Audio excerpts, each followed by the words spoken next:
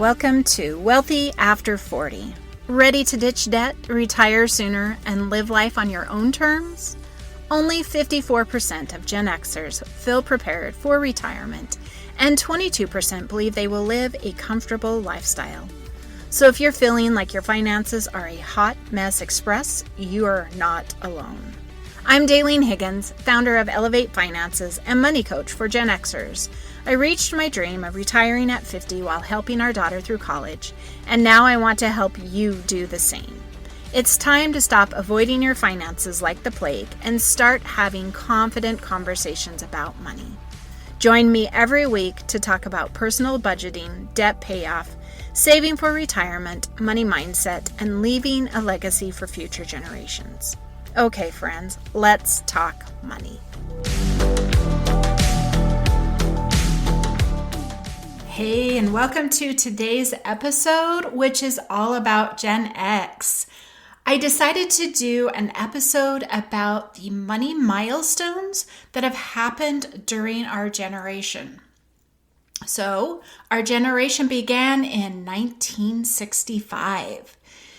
And since then, there have been numerous financial events and financial products that have come about during our time, which probably will help us better understand why we maybe don't know as much or why we've had to learn so much or whatever take you have on it. So I'm excited to kind of share this with you. It's a little more history episode, but hopefully you will find it interesting, maybe not exciting, but it'll just help you have a better idea about money and Gen Xers. So our generation began with the effects of the Vietnam War beginning in 1965.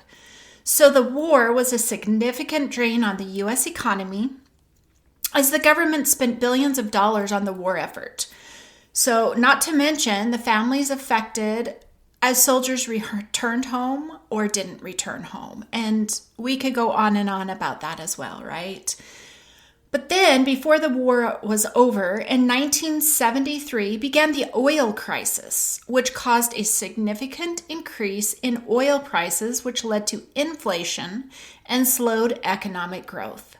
I remember when gasoline was only 25 cents a gallon and vividly remembering it approaching that $1. Watching it, going with my mom, and she'd fill up the gas in the car, right? Of course, this was not 73, as I'm a bit younger, but I still remember that $1 and, the talk. And if that goes over $1, it'll never drop back down. But I do remember those prices, so I would love to hear if you remember those types of things as well.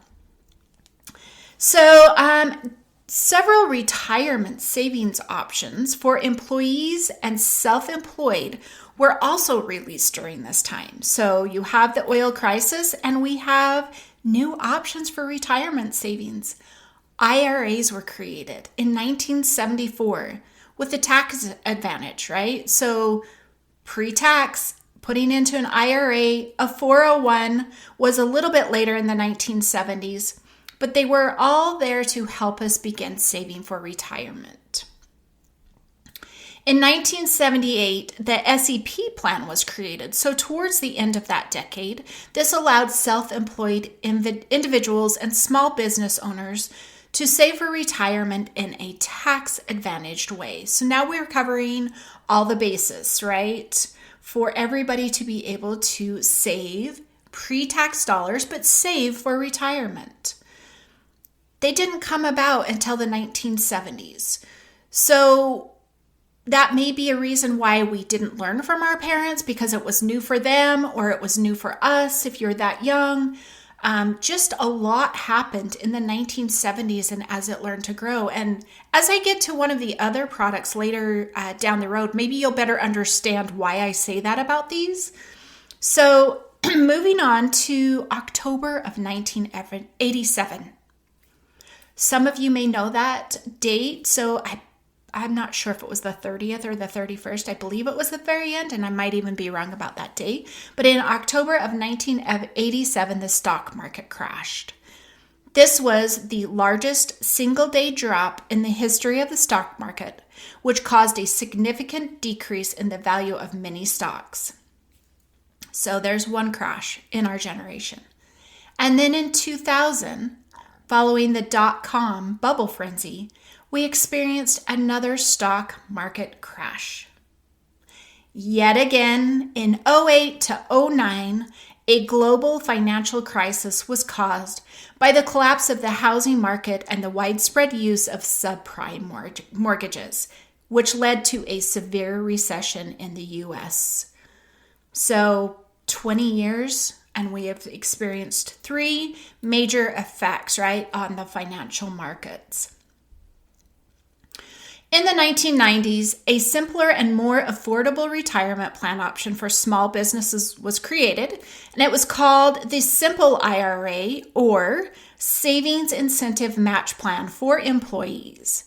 This plan allows employees to make pre-tax contributions to their retirement accounts, with employers required to either match those contributions or make a non-elective contribution.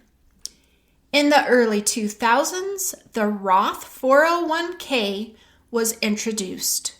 Contributions to Roth plans are made after tax dollars, but qualified withdrawals are tax-free. So another savings for retirement. I remember when the Roth came about, and it took me several years to fully understand it, to trust it, to figure out how it worked in my savings plan. Maybe I should have gone to somebody else and chatted with them, but I didn't. So using this knowledge of this, retirement savings plan for myself, I can kind of see why if we go back to the 70s, when you had IRAs, 401s, and SEPs all come out, that it might have taken a while. It may have taken a lag time to get everybody understanding, trusting, willing, all of those things that you need with money, right? To be able to start investing. So Roths, I think, are great. The reasons they were giving me in the beginning did not jive with what I knew, because they were saying that the elderly pay too much in taxes, so that's why they were going with it. And my parents were elderly, and I was not viewing that. So I needed to find out why it was a benefit for me. So just understand that even though there are all of these savings vehicles, whether it's retirement or just a high yield savings or a money market or a CD or any of those things, right? You've got gold backs out there, all of the things. If it doesn't feel right with you, don't do it, So that's something you've got to learn, you've got to understand before you're willing. And that's the way I was with a Roth. So, but also during the same time, we had the several investing options come about, right? So as we are finally able to put into the stock market, index funds come out, exchange traded funds or ETFs, online trading platforms have come about, cryptocurrencies, robo-advisors, peer-to-peer lending. These are just a few examples. So lots has happened. A lot has happened in the financial markets, in the financial sector, with investments during our generation, during our time up to today. And this affected our families. It affects us now. So it's just interesting, all of the things that have happened. And I'm sure there's more in there. I know I left Desert Storm out. There was that effect.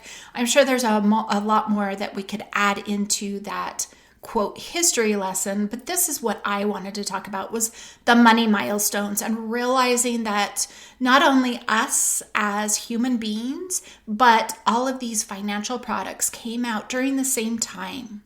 So I would love to hear from you and your thoughts about these money milestones. Do you remember these events? Do you have a story with any of these, these events or these issues, or talking with your parents? How did it affect you personally, whether your family or yourself, or maybe you overheard, like I said, a story, a parent say something? I would love for you to connect with me on Instagram and send me a DM about that and just explore what everybody is thinking.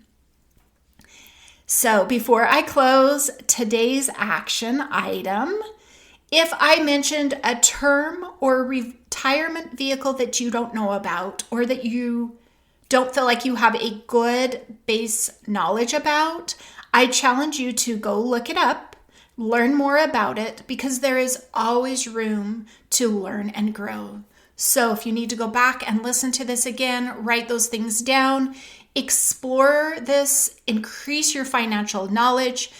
And then with that knowledge, if you listen to episode 8, where we talked about money conversations, as soon as you learn something, I'd love for you to go share that with either your child, your spouse, your parent, a coworker, whoever it may be. So let's get the conversations going and let us as Gen Xers take this information, all of these financial products that were built during our generation, and use them to help create a wealthy future.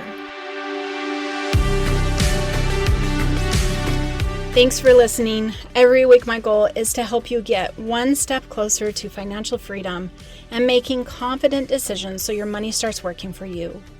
Do you have any questions from today's episode? Send me a message on Instagram. I'd love to help you gain more clarity around today's topic. Want more exclusive tips, trainings, and resources to help you hit your financial goals fast?